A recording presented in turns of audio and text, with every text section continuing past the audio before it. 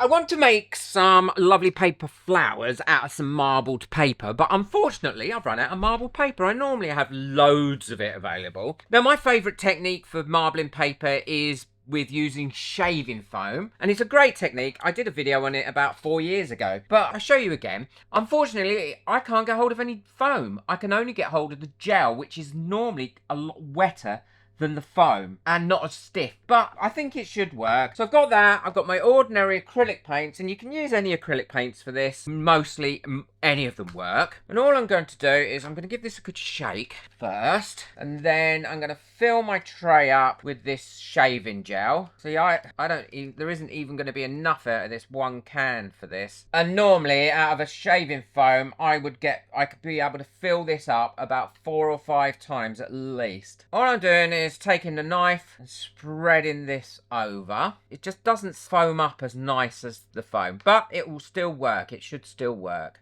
And that can only cost me 89p anyway, so I can't really complain. Get as many prints out of this as I can. And then all you need to do is get your acrylic paints, go over it and put some random dots on it. Or at least the paint's not sinking into it. And for this I'm going to be using the yellow, red, a little bit of white. And I often forget the white because the foam's normally white. And I'm also going to use some black, but I'm using the Arteza Fancy Black, which is the iridescent black. I'm not going to put too much black in it. Just enough to give it a bit of a contrast. And the same with the Arteza Fancy Pink. Yeah, it's starting to sink into this gel, where with the foam, it sits on the top. And now all you need to do is take a stick and marble this up. Yeah, I can't see this working because unfortunately it is going into that foam rather than sitting on the top, which is where we want it.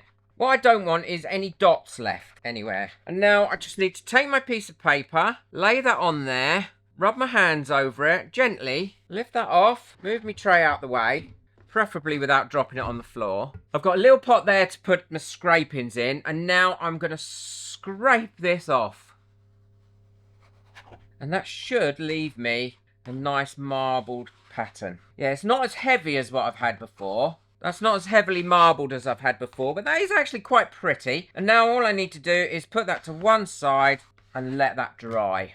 And now I can reuse this again by popping that in there and then spreading that out. Spread that out again like this. It seems to be the colour's more on the top now, which is good. I'm going to add a little bit more yellow and red in this in places to give it some more definition, because I'm going to do something slightly different with it this time. Get them bits mixed in, and this time I'm going to be using some yellow paper, pushing that down so it's making contact with that all the way around. Lift that off, get my scraper, scrape that off.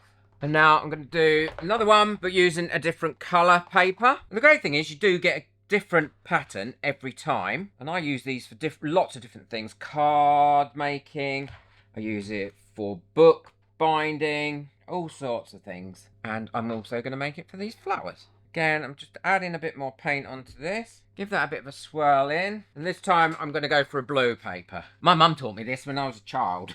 Well, that has come out beautiful. Oh, look at that. Oh, that has come out stunning. I'm going to do a couple more using a red and a pink paper. Doing it exactly the same way. And I'll show you them all when they're dry. Well, these are all dry now. And the great thing about this technique is that it does dry really, really quickly. It is the easiest marbling technique, but I would definitely say use foam and not gel. It's much easier to use shaving foam. So that's one side of that. And that was on the white paper. I quite like quite a lot of that pattern. This is on the pink paper. That has come out very, very pretty. Both sides, I like that. Not keen on the blue. It looks a bit too muddy for me. That side there isn't too bad, and I will be able to use some of that, but I'm not keen on that. I think it's too muddy. What do you think? The two yellow ones have come out really well, and again, I've done both sides of those. The same with that one. The lighter coloured paper definitely works the best, and the red one, I think, is magnificent. That is the one that has come out, without a doubt, the best. Love that. So now what I'm going to do is, now they're dry, I'm going to quickly show you how to make some beautiful flowers with them. I've got all my paper now and it's all dry and I've got it all stacked up together. And what I'm going to do is I've made myself a little template. It's much easier to have a little template like this to be able to make your flowers with. And I'm going to cut out as many of these as I can. I've got it all layered up and I'll be able to cut through them all in one go. All I need to do is draw around my template like this and fit in as many as I can from this bit of paper. And the great thing is all the patterns not all, but a majority of the flowers I make are all done with this initial shape, which makes life so much easier. Now there isn't a special way to fold this once you've cut them all out, and I'll show you that in a second because that will make life so much easier for you as well. And it doesn't matter if they're not exact circles because let's be honest, in nature flowers aren't going to be perfect, are they? I want to say a massive thank you to everybody that got me a coffee last month. Your names are coming up now. Thank you so much. It makes a massive difference and it allows me to keep going with this channel. If you would like to buy me a coffee, the link for that is in the description below and you'll get your name on my coffee board. Thank you. And every penny goes back into buying stuff for this channel. I've got those done now. So I've got 1, 2, 3, 4, 5, 6, 7, 8, 9, 10, 11, 12 circles on there. And all I need to do now is cut those out. I'm going to cut them all out at once like this. It makes just life so much easier. Now I'm going to go ahead and I'll finish cutting these out and I'll show you what we're going to do next. So now we've got all these done, what we need to do is we need to fold them so they are like that, a concertina. And that is actually really easy to do. All you need to do is fold them over like that. Bring this side up to the middle. Doesn't have to be completely accurate. Turn it over and bring that one over to that side like that. I'll show you again. Fold it in half, that to the middle, there. Fold it over, that to that side. And then you've got a concertina shape going all the way through it. And what I'm going to do is I'm going to go ahead and do all these like that first. I've got all my pieces folded up now and I don't know how many I'm going to make out of this. I've cut myself some little discs here and you are going to need some glue for this. And I'm going to be using some PVA glue. And for this first one, what I'm going to do is 3 little wave shapes here going from the 2 seams to the 2 seams either side, and I'm not going to do them very deep, so they're like that. Then all I have to do is cut them out like that, unfold them, and that will give you that sort of shape. And once you've got it to this shape, all you do is you fold it in half and start twisting it around like this. So it's twisted around on itself and it makes a little cone like that. I get hold of my tweezers here and I get hold of the first bit in there and give that a twist round like that. And then once you've got it like that, I loosen it off a little bit. I release my piece here, put a bit of glue on it and then hold it down. It doesn't take long. The glue will soon dry on there. Paper and PVA glue works really well together. And then you've got your little cone like that. And then I'll take my circle. I know where the middle is there, like that. I will use the seam side down always. I'll pop some glue on there, pop that on the circle like that to dry. For this one, I'm going to be doing different random colours going all the way around. So again, just quickly show you. They don't have to be exact every time. There's our shape. I will start from there. I will roll that on itself. Get my tweezers. Twist that one in there like that. Loosen that off a little bit. Glue that down there. Put some glue on that.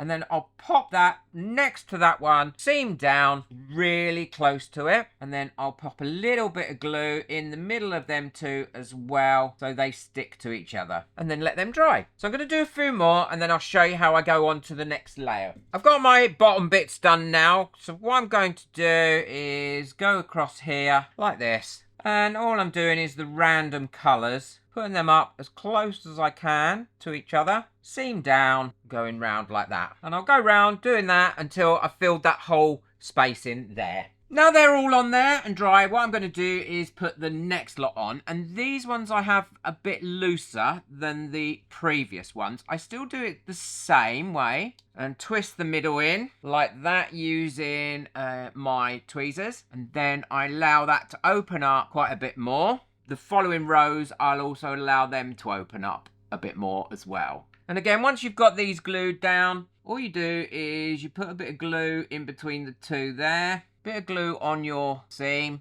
down, and then pop those on top, over the top of each one as you're going round. So I'm nearly at the end of this one, and all I'm going to do is exactly the same as I did before, is going around, popping them in like so, and then I can move them around a little bit, close them up a bit if I need to, and yeah, I'm happy with that one.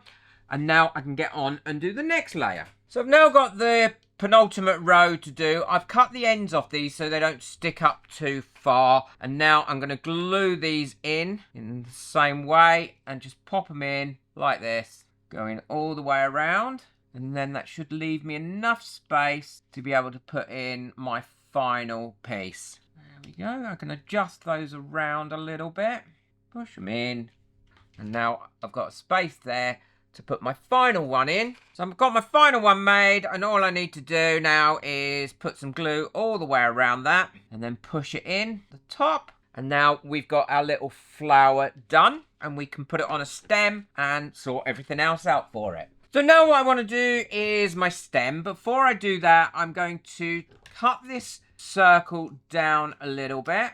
So now I've got that circle cut down, all I'm going to do now is fold that in the same way I did before, but a lot smaller version of it, and then cut out some bits going across like this. And then in the center of this, I'm going to cut just some strips going through it so I can push my stem through. There we are. So that will allow me to push my stem through that. I'm going to cut a strip off this piece of card there, because that's going to be for some leaves. And now I'm going to roll this here into my stem. I'm starting off on a paintbrush like this, because that allows me to get a nice roll going. And I can take that out, and now I've got a little bit of a bend there. I can roll that quite tight. And I should have it a slight cone, so it's going thicker towards the end. And now what I'm going to do is pop some glue along there, and then roll that to there. And then I can cut my paper, but this is a bit of card. Push my seam down. And now I've got that on there, what I need to do is I've twisted the end a little bit tighter so I can push that through there like that. And those little bits where I cut that circle can now be glued onto that stem. We can glue from both sides to make sure it's nice and secure. Bring that down without ripping it onto your stem. We need to make sure that this bit is fully dry before we do the next stage. So what I'm going to do is quickly dry that with my hairdryer. And while that's drying, what I'm going to do is use my bit of cardboard and cut myself out some leaves. And they're just going to be simple shapes, like that sort of shape, to make the leaf. Or you can even do that sort of shape. And I'll choose whichever leaves I like the best on them. So the stem is now dry. All I'm going to do is cut that off there like that. And now I can glue this to here.